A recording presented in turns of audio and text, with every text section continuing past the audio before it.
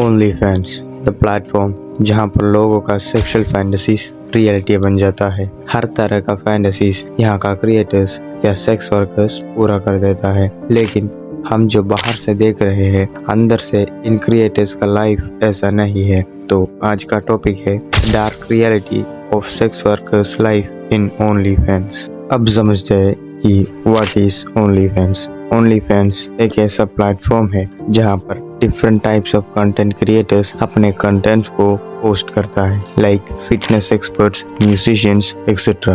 But यहाँ पर सबसे ज्यादा बिक जाने वाला कंटेंट है पोर्नोग्राफी या सेक्सुअल कंटेंट्स।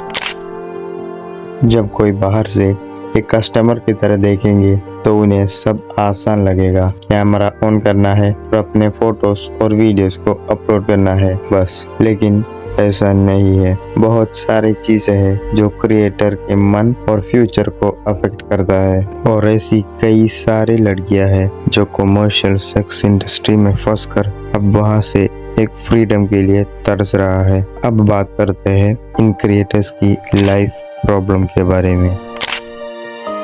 इसको रोकने का कोई रास्ता नहीं है, प्रैक्टिकली ये पॉसिबल नहीं है। ऐसे बहुत सारे क्रिएटर्स हैं जिनका कंटेंट लीक हुआ हो या फिर किसी और पोर्न साइट्स पर शेयर किया गया हो, और ये सब उस ओरिजिनल क्रिएटर के कंसर्न या नॉलेज के बिना हो रहा है। कुछ इंसिडेंट्स ऐसा भी होता है कि एक क्रिएटर का कंटेंट उसके नॉलेज के बिना उनके सब्सक्राइबर्स ही बाय और सेल भी कर देते हैं।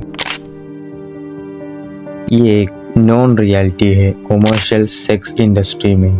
ये तो बहुत आसान है कि आप शोमोर जैसे डिमांड्स के ब्लैक होल में जल्दी फंस जाएंगे। उनकी नीड्स उनसे वो सब करवाएंगे जो उनके ही थ्रू सेट किए हुए बाउंड्री से भी बाहर चले जाते हैं। एक सेक्स वर्कर के लिए वो सब करना पड़ता है जो कस्टमर कहता है, तब भी वो क्रिएटर उनकी अल्टीमेट गोल यानी अर्निंग्स तक पहुंच पाता है। लेकिन एक दिन वो समझ पाएगा कि इस पैसे के चक्कर में वो अपना पूरा फ्यूचर बर्बाद कर चुका है।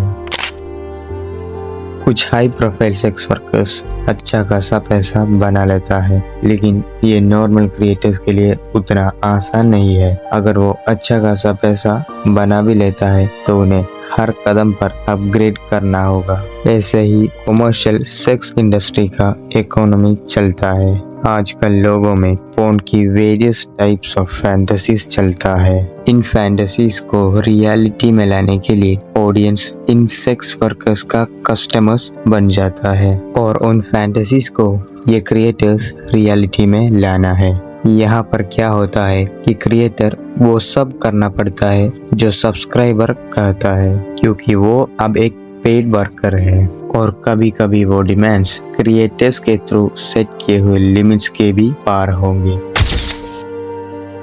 ये एक ऐसी प्रॉब्लम है जिसके बारे में क्रिएटर्स को कोई अवेयरनेस नहीं है। मैं आपको ठीक से समझाता हूँ। जब लोग उन क्रिएटर्स को पेमेंट करके सेक्सुअल प्लेजर्स के लिए डिमांड करेंगे तो उनके अंदर भी एक ऐसा सेंस होगा कि वो क्रिएटर सिर्फ एक थिंग है जो उनके सेक्सुअल फैंटेसीज को पूरा करने के लिए बैठा है। कुछ लोगों को ऐसा भी लगेगा कि वो उन क्रिएटर्स को ओन करता है, दैट दे फील लाइक अब वो एक पर्सन नहीं है, सिर्फ एक प्रोडक्ट है।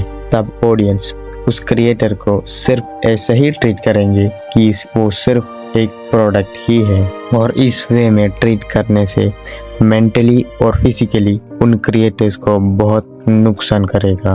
पार्ट 1 में तो मैंने इतना ही इंक्लूड किया है। इस टॉपिक के बारे में अभी भी बहुत इम्पोर्टेंट हेडलाइंस भी डिस्कस करना है, तो एक लाइक और सब्सक्राइब करके साथ में ज्वाइन कर लो। And see you in the part 2।